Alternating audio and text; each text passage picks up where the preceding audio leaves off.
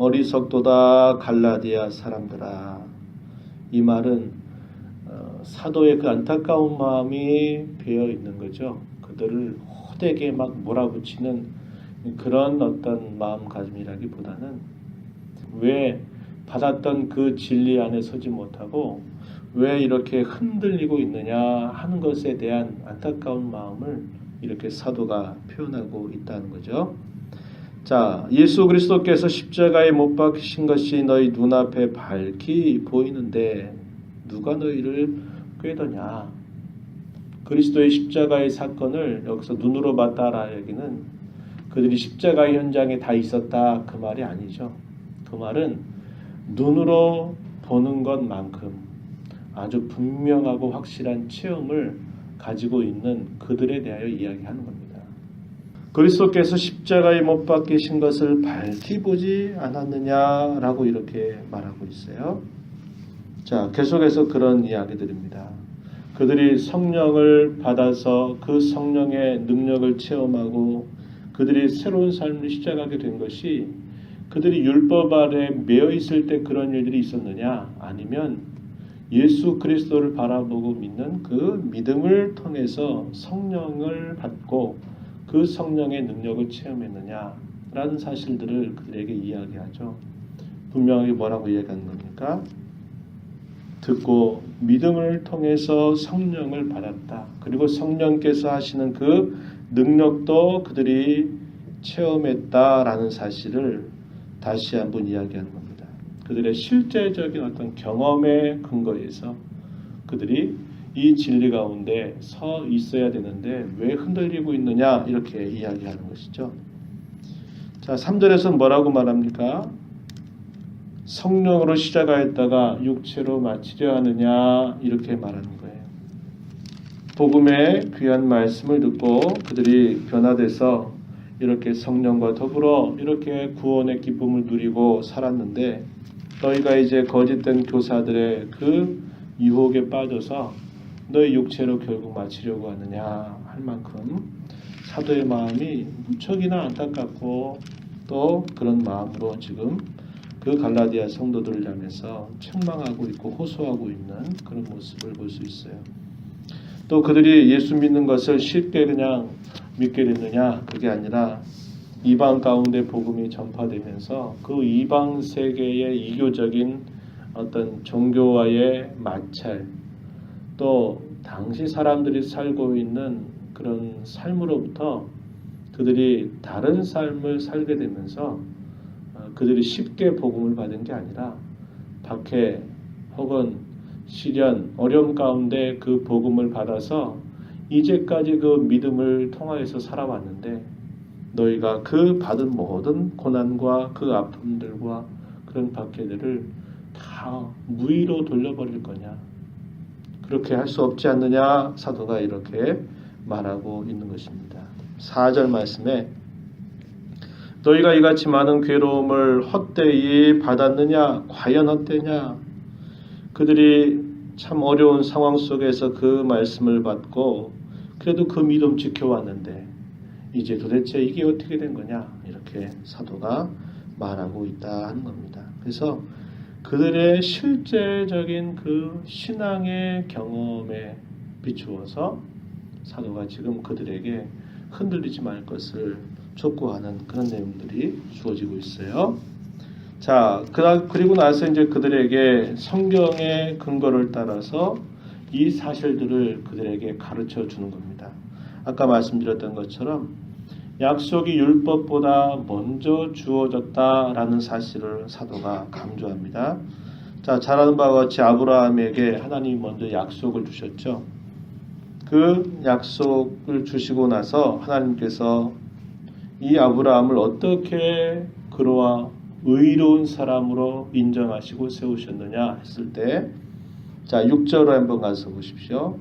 3장 6절 보니까 아브라함이 하나님을 믿음에 그것을 그에게 의로 정하셨다 이렇게 말씀합니다. 창세기 15장 6절 거기 말씀에 보면은 바로 이런 말씀이 주어지죠.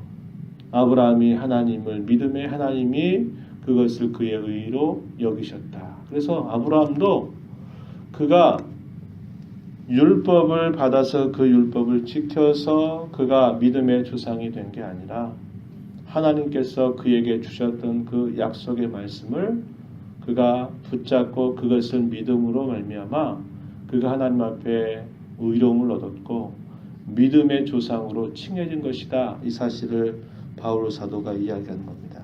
그리고 이 아브라함에게 선언된 복음의 내용이 무엇이었냐? 그것은 8절로 한번 가서 보면 또 하나님이 이방을 믿음으로 말미암아 의로 정하실 것을 성경이 미리 알고 먼저 아브라함에게 복음을 전하셨다. 모든 이방인이 너로 말미암아 복을 받으리라 하였느니라 이렇게 말하죠. 이게 창세기에 나오는 그 말씀입니다. 창세기 12장 3절 말씀에 이 표현들이 나오죠. 너로 말미암아 천하 만민이 복을 받을 것이다. 이렇게 말하죠. 천하 만민은 유대인들만 제한되는 게 아니라 말 그대로 유대인, 이방인 모든 사람들이 다 아브라함 까닭의 복을 받을 것이다. 그랬습니다. 그것은 아브라함이 믿음의 방법을 통해서 하나님 앞에 의롭다함을 얻는 것처럼 모든 이방 사람들까지 다 해서 유대인이든 이방인이든 할 것 없이 다 이 믿음을 통해서 의롭게 된다고 하는 것을 하나님이 알려주신 것이다. 이렇게 소개하고 있는 거죠. 자, 이 내용이 9절에서도 표현되어 있고 또 본문 14절 가서 보면 그리스도 예수 안에서 아브라함의 복이 이방인에게 미치게 하고 또 우리로 하여금 우리가 누굽니까? 갈라디아 성도들 대부분 이방인들이죠. 우리로 하여금 믿음으로 말미암아 성령의 약속을 받게 하려 합니다. 이렇게 표현하고 있는 겁니다. 이것이 바로 본래부터 가지셨던 하나님의 의도였다라는 거예요. 유대인이나 이방인 할 것 없이 모두가 다 이 동일한 믿음의 방법을 통해서 하나님이 구원하시겠다고 하시는 하나님의 의도가 아브라함에게 분명히 전달되었고 그게 약속의 내용으로 이미 주어진 것이다 하는 사실을 이야기하고 아브라함에게 약속하셨던 그 후손의 궁극적인 정체가 누구냐? 내 후손으로 말미암아 천하 만민이 복을 받는다. 이렇게 말씀했을 때 그 후손은 단순히 이삭을 가르치는 정도가 아니고 결국 그 후손은 누구냐? 궁극적으로는 그의 이 계대를 통해서 그의 족보를 통해서 태어나게 될 예수 그리스도를 뜻하는 말이었다. 바울 사도가 친히 그 사실을 해석해 주고 있어요. 자, 16절 한번 가서 보시죠. 16절. 이 약속들은 아브라함과 그 자손에게 말씀하신 것인데 여럿을 가리켜 그 자손들이라 하지 아니하고 오직 한 사람을 가리켜 내 자손이라 하셨으니 곧 그리스도라 이렇게 말합니다. 그래서 아브라함에게 약속된 그 축복은 네가 복이 된다. 옛날 개혁 성경처럼 복의 근원이 된다라는 게 그냥 그렇게 되는 게 아니라 소위 말하는 현세적인 물질적인 축복의 어떤 대명사가 된다 그런 게 아니고 그의 후손을 통해서 보내실 그리스도를 통해 주실 구원의 복, 영적인 신령한 복 이런 것을 결국 약속하셨던 그 말씀이다. 이렇게 바울 사도가 풀어주고 있는 겁니다. 그리고 나서 사도는 계속 또 붙이기를 그렇다면 율법은 뭐냐? 율법은 아브라함에게 이렇게 약속하시고 한 이후에 약 430년 이후에 이스라엘 백성들 전체에게 주어진 것이다 라고 소개합니다. 17절 내가 이것을 말하노니 하나님께서 미리 정하신 언약을 430년 후에 생긴 율법이 폐기하지 못하고 그 약속을 헛되게 하지 못한다 이렇게 이야기하죠.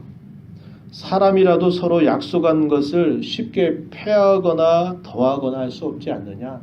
사람도 무엇인가 약속을 체결하고 계약을 체결하면 그것을 바꾸지 않는데 하물며 하나님께서 430년 전에 주셨던 그 약속의 내용을 하나님이 헛되게 그것을 무의로 돌려버리시겠느냐? 절대 그럴 수 없다. 이렇게 이야기하는 겁니다.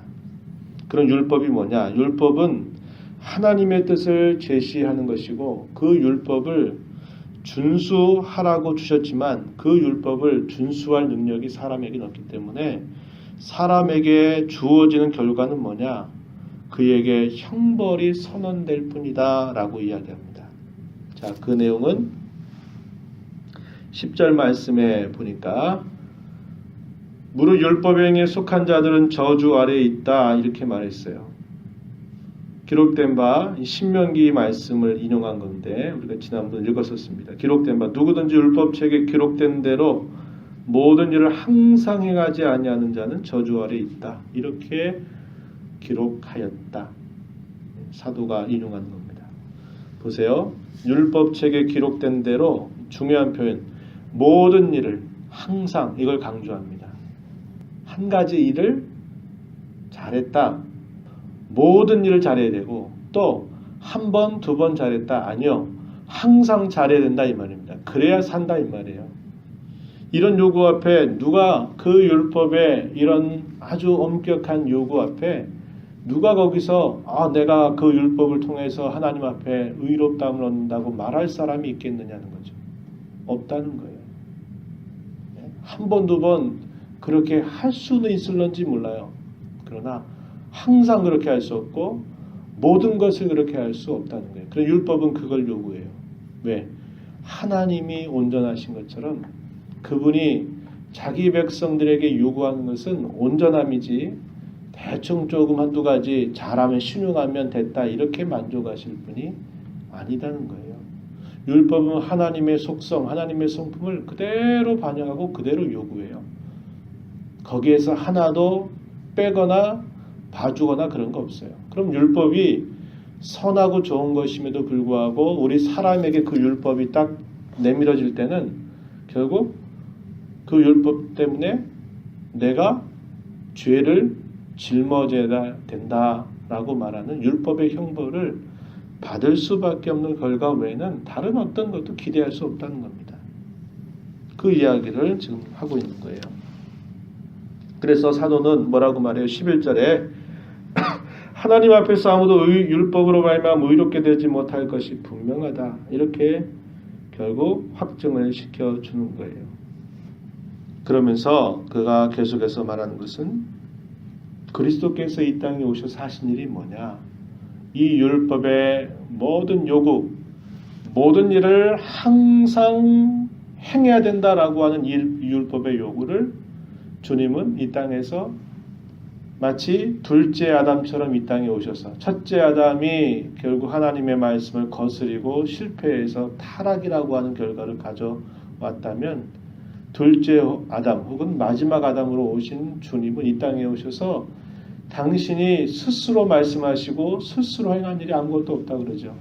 우리가 지난번 요한복음 계속 읽으면서 많이 하겠던 게 뭐예요? 내가 내 스스로 내가 한 게 없다. 나는 아버지께서 보내신 바대로 나는 말하고 행한다. 그 이야기를 요한복음에서 누누이 강조해요. 그 뭡니까? 주님이 이 땅에 오셔가지고 임의로 자의적으로 하신 것이 없고 자신을 보내신 하늘 아버지의 뜻, 다르게 말하면 이 율법의 그 가르침을 따라서 주님은 이 땅에서 온전하게 그 율법의 요구를 순종하셨어요. 또 어떤 게 있습니까? 율법을 지키지 못했던 자기 백성들이 그 율법을 지키지 못함으로 뭐가 임하게 되죠? 형벌이 임하게 되잖아요. 율법의 저주, 율법의 형벌을 받아야 되잖아요. 그죠?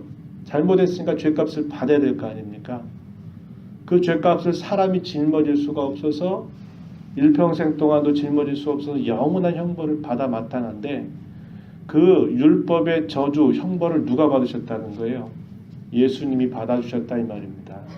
한편으로는 그분이 율법의 모든 요구를 이루어 주셨어요. 이걸 능동적인 순종이라고 합니다. 그리스도의 능동적인 순종. 율법을 지키지 못한 자기의 백성들의 죄값을 그분이 그 율법의 저주를 짊어져 주셨어요. 율법의 형벌. 이걸 수동적인 순종이라고 불러요.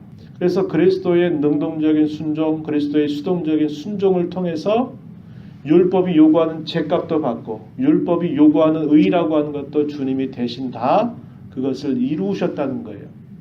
그래서 그분을 바라보고 그분과 믿음을 통해서 하나가 된 사람은 더 이상 율법의 요구가 그에게 미칠 수가 없고 율법의 저주 혹은 형벌이 그에게 미칠 수가 없다는 거예요. 왜? 그리스도와 그가 믿음으로 하나가 됐기 때문에. 그래서 이 율법의 모든 내용들은 결국 우리에게 지켜서 그렇게 살아야 의롭다라고 하는 것을 우리에게 주려고 본래부터 주신 것이 아니고 그 율법을 주신 것은 나는 그 율법 앞에 무능하고 나는 그 율법의 요구 앞에 나는 지킬 수 없는 가련한 죄인임을 깨닫고 오직 그리스도를 이렇게 믿음으로 바라보고 붙잡게 하시려고 주신 것이다 라고 말하는 겁니다. 그래서 이걸 두고 뭐라고 이야기하느냐, 24절 한번 가서 보시죠. 24절, 이같이 율법이 우리를 그리스도께로 인도하는 초등 교사가 되어 우리로 하여금 믿음으로 말미암아 의롭다함을 얻게 하려 함이라. 25절, 믿음이 온 후로는 우리가 초등 교사 아래에 있지 아니하도다. 이게 무슨 말입니까? 율법의 역할이 거기까지라는 거예요. 율법의 역할은 그 사람이 죄인됨을 깨닫게 하고 그 죄 앞에 무능함을 깨닫게 함으로써 오직 자신들의 진정한 의로움이 되시는 예수 그리스도를 깨로 인도하는 거죠. 그리스도를 바라보게 하는 데까지 그들을 마치 감찰하고 감시하고 하는 역할들을 했다 이 말입니다. 그래서 그리스도께로 그를 건네주는 거예요. 여기서는 너희들 살 수 없어, 살 길이 없어 하면서 그들을 인도해서 이제 그리스도께 그를 건네주는 역할을 한 것이 바로 율법의 역할이다, 이렇게 소개하고 있다는 겁니다. 자, 이 내용들이 구약의 이 내용들을 사도가 길게 확증하는 내용들이에요. 그래서 결국 이야기하는 게 뭡니까? 우리가 하나님 앞에 의롭다함을 받는 방법은 우리의 행위나 노력이나 우리가 무엇인가를 해가지고 그것이 무엇인가 조금이라도 도움이 되어서 구원에 내가 참여한 게 아니고 우리가 할 수 있는 아무것도 없는데 오직 그리스도 때문에 우리가 구원에 참여하게 되었기 때문에 우리는 그분을 바라보고 그분을 믿는 것 외에는 우리가 이 구원을 받는 길이 없다는 사실을 다시 한번 분명하게 확증하는 것입니다. 그 사실을 분명하게 이야기하고 있는 거예요. 그러면서 사도가 계속 말한 게 뭐냐, 변화된 자들의 신분에 대해서 하나님의 아들이다, 그리스도와 합한 자다, 그리스도로 옷 입은 자다, 그리스도께 속한 자다, 아브라함의 자손이다, 약속대로 유업을 이을 자다, 이렇게 표현한 겁니다. 그러니까 요구하는 건 뭐냐면 구원을 받기 위해서 의롭게 사는 게 아니고 의롭게 되었기 때문에 어떻게 살아라? 이제 의롭게 살아라, 이렇게 말하는 거예요. 우리도 마찬가지입니다. 이미 그리스도를 믿음으로 의롭다함을 받았기 때문에 하나님의 아들이 되었기 때문에 어떻게 살아야 돼요? 이제는 옛적에 살던 삶을 따라 살면 안 돼요. 하나님의 아들처럼 살아야 되고, 전에는 의로움과 상관없었지만 이제 의로운 사람이 되었다고 선언받았으니까 의로운 삶을 살아야 된다 이 말입니다. 그게 하나님의 뜻임을 이야기해 주는 거예요. 그래서 꼭 기억하십시오. 나는 변화된 신분이라는 것을 꼭 기억하시고 변화된 신분에 맞는 자로 살아가도록 은혜를 구하시고 늘 그러기 위해 성령께서 주장해 주시기를 구하며 사는 삶이 되어야 한다는 겁니다. 그래서 우리의 구원이 의로운 삶의 모습으로 열매로 드러나는 우리의 모습이 되어야 할 것입니다. 이런 하나님의 은혜가 오늘을 사는 우리 모두에게 함께하기를 축복합니다. 하나님의 은혜를 감사합니다.